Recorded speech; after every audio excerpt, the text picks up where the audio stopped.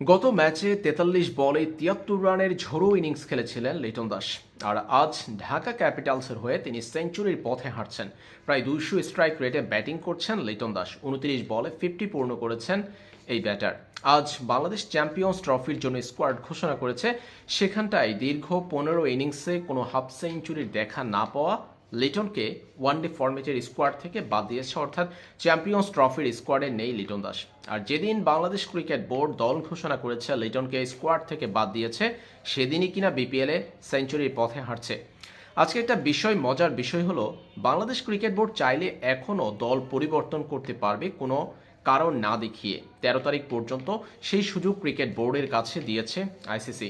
দেখা যাক লিটন দাসের আজকে যদি সেঞ্চুরি করতে পারে, কিংবা আজকের ইনিংসটার পরে হঠাৎ হয়তো বাংলাদেশের স্কোয়াডে পরিবর্তন আসতে পারে।